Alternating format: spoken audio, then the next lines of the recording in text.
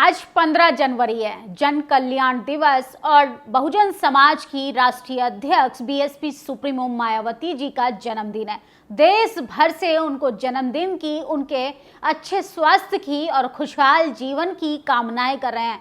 लेकिन सोचिए, तमाम ऐसे भी लोग हैं जो उनको बधाई देने से भी कतराते हैं, लेकिन बहुजन समाज के लोगों ने बढ़ चढ़कर दिल खोलकर उनको बधाइयां दी। और ऐसे में आज बीएसपी सुप्रीमो मायावती ने प्रेस कॉन्फ्रेंस जारी कर अपने जन्मदिन पर उन वाजिब सवालों को सरकार के सामने रखा। प्रेस कॉन्फ्रेंस कर सत्ताधारियों से हर बार की तरह सवाल पूछा कि बहुजन समाज की हिस्सेदारी अभी तक पूरी क्यों नहीं हुई, बहुजन समाज को हक अधिकारों से आज भी वंचित क्यों रखा गया। और जिस तरीके से देश के टेलीविजन में मौजूदा पत्रकार उनसे सवाल कर रहे थे, उससे तो उनकी मानसिकता दिखाई देती है, लेकिन उन्होंने उसका भी बखूबी तरीके से जवाब दिया। हालांकि कुंभ पर भी सवाल पूछा गया था, उन्होंने साफ शब्दों में कहा कि कुंभ में जिसकी आस्था है वो लोग कुंभ में स्नान करने के लिए जाते हैं, जिनकी आस्था नहीं है वो नहीं जा सकते, ये आस्था का मामला है। लेकिन सोचिए,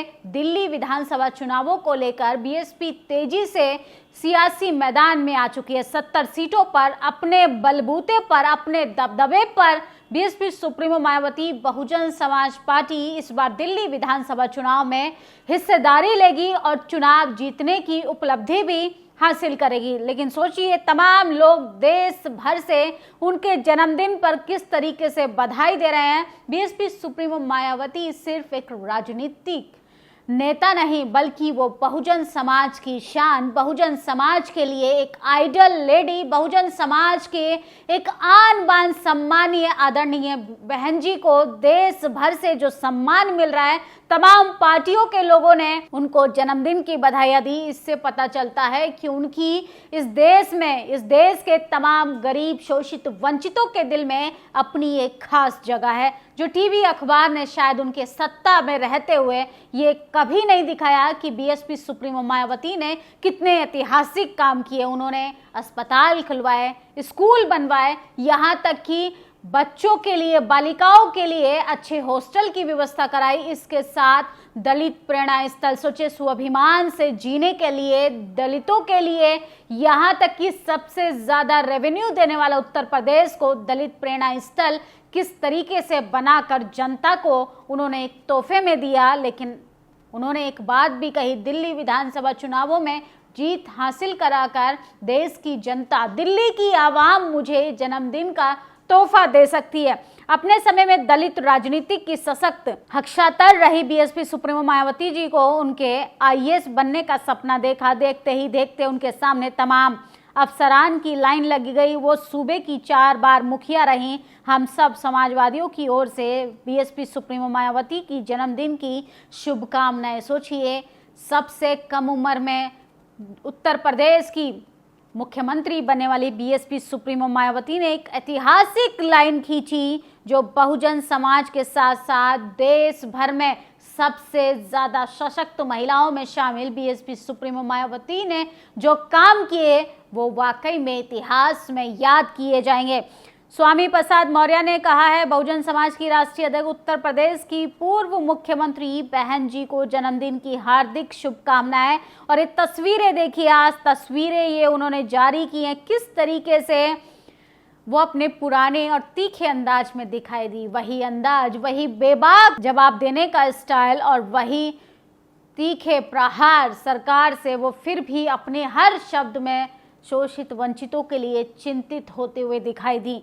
बहुजन समाज पार्टी की राष्ट्रीय अध्यक्ष उत्तर प्रदेश की माननीय पूर्व मुख्यमंत्री आदरणीय सुप्रीमो मायावती जी के जन्मदिन पर हार्दिक शुभकामनाएं। और उनका ये जन्म दिवस जो है जन कल्याणकारी दिवस के रूप में भी मनाया जाता है। तो नेशनल दस्तक ने भी उनके जन्मदिन की बधाइयां दी हैं। चंद्रशेखर आजाद ने उनकी लंबी आयु के लिए और अच्छे स्वास्थ्य के लिए कामना की है। संजना जाटव, कांग्रेस पार्टी की सांसद, उन्होंने भी बीएसपी सुप्रीमो मायावती को बधाइयां दी हैं। और सोचिए, उत्तर प्रदेश के मुख्यमंत्री योगी आदित्यनाथ ने भी उनको बधाई दी है। और तस्वीरों में किस तरीके से अनुशासन दिखाई दे रहा है और उन्होंने उन तमाम ज़रूरी मुद्दों पर जो जनता से सवाल किया, जनता के मुद्दे जो हैं सरकार के सामने रखे, इस पर भी बातचीत करते उन्होंने प्रेस रिलीज जारी कर कहा, चुनाव में भोली भाली जनता अपनी पार्टी के इन सब कार्यों को भूलकर विरोधी पार्टियों की गारंटी व लुभावने वादे आदि के बहकावे में आकर ऐसी सरकारों को सत्ता में ले आते हैं जिनकी शुरू से ही कथनी करनी में काफी फर्क होता है।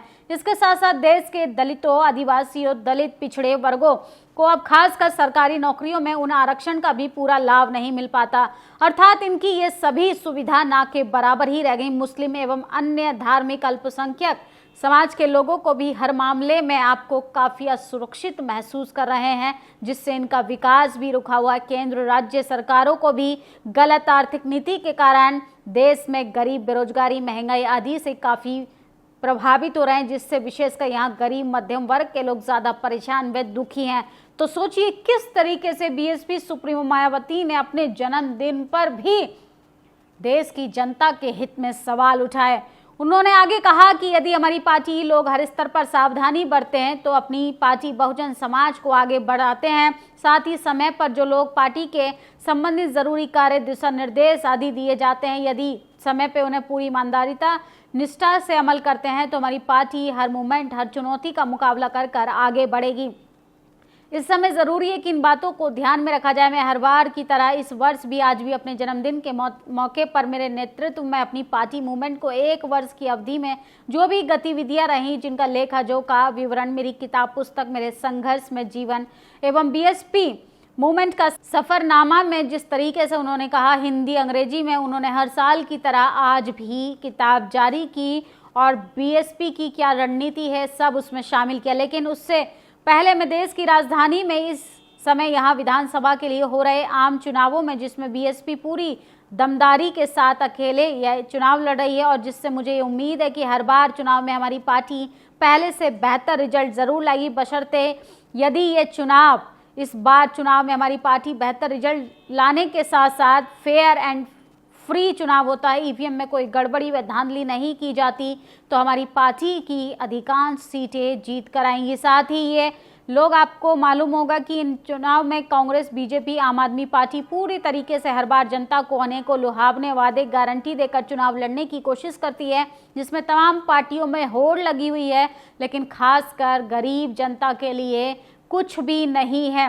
देश में दिल्ली की जनता अगर केंद्र सरकार कांग्रेस पार्टी से मुक्ति चाहती है तो इनको बड़े सुधार के अर्थात अम्बेडकरवादी बीएसपी के चुनाव में समर्थन करना, उसके उम्मीदवारों को जिताना बहुत जरूरी है।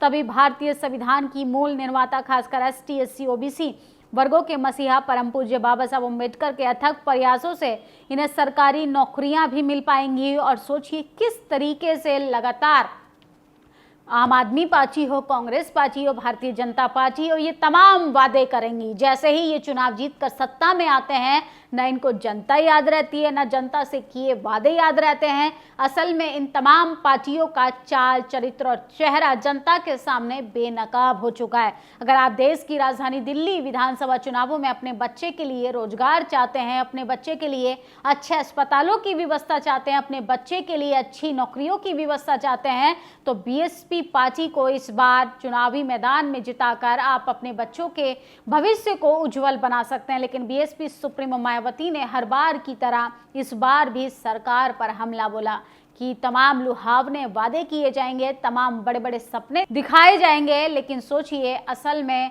जरूरी मुद्दों से भटकाने की कोशिश की जा रही है। आप देखेंगे मोदी जी के महल पर चर्चा होती है, कहीं आम आदमी पार्टी के महल पर चर्चा होती है, लेकिन जनता के असली मुद्दे क्या होने चाहिए, जनता के हित में कौन सी पॉलिसी लेके आनी चाहिए, जनता के लिए नेता क्या काम करेंगे, जनता के लिए जो वादे किए कितने सालों में क्या क्या हुआ, ये तमाम लेखा जोखा जनता के सामने रखा जाने के बजाय इनको भटकाया जा रहा है और ज़रूरी मुद्दों को किस तरीके से दबाने की कोशिश की जा रही है। इसलिए बहुजन समाज पार्टी को अपनी राजनीतिक रूप से मजबूत बनाई है और साथ ही बीएसपी सुप्रीमो मायावती ने जिस तरीके से सरकार से सवाल पूछा अपने जन्मदिन पर, इससे पता चलता है कि उनकी चिंता एसटी, एससी, ओबीसी उन तमाम वंचित वर्ग के लोगों के लिए आज भी वैसी है जब वो सत्ता में थी। आपकी इस वीडियो पर क्या प्रतिक्रिया, कमेंट बॉक्स में जरूर बताइएगा।